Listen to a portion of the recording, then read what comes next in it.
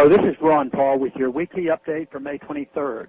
The federal government once again has reached the limit of its legal ability to borrow money, meaning it cannot issue new Treasury debt without action by Congress to increase the debt ceiling limit.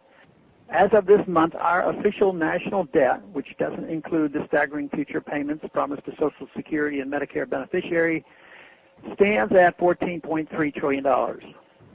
The debt ceiling law, passed in 1917, enables Congress to place a statutory cap on the total amount of government debt rather than having to approve each individual Treasury bond offering. It also, however, forces Congress into an open and presumably somewhat shameful vote to approve more borrowing. If the new Republican majority in the House of Representatives gives in to establishment pressure by voting to increase the debt ceiling once again, you will know that the status quo has prevailed. You will know that the simple notion of balancing the budget by limiting federal spending to federal revenue remains a shallow and laughable campaign platitude. It is predictable that Congress will once again merely delay the inevitable and raise the debt ceiling after the usual rhetoric about controlling spending, making cuts, and yes, raising taxes. We have heard endless warnings about how irresponsible it would be to shut down the government. The implication is that sober, rational, mature pundits and politicians understand reality, while those who oppose raising the debt ceiling limit are reckless ideologues who will harm the economy just to make a point. But like any debtor that has to reduce its spending, the federal government simply needs to establish priorities and stop spending money on anything other than those priorities.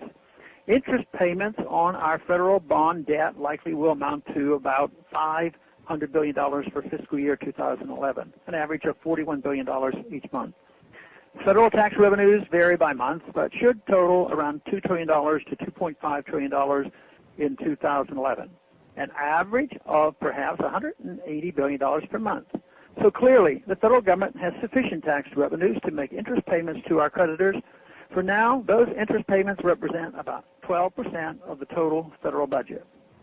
What nobody wants to admit is this: even if the federal government has only $1.5 trillion remaining to spend in 2011 after interest payments, this is plenty to fund the constitutional functions of government.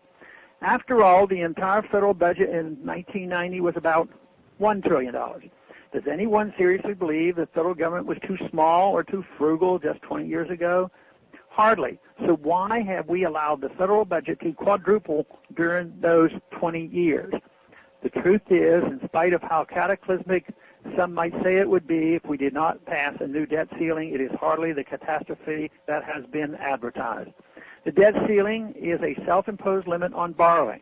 The signal Congress sends to worldwide markets by raising the debt ceiling is simple. Business as usual will continue in Washington. No real spending cuts will be made, and fiscal austerity will remain a pipe dream. When our creditors finally wise up and cut us off, we will be forced to face economic realities whether we want to or not. It would be easier to deal with the tough choices we face now on our terms, rather than wait until we are at the mercy of foreign creditors.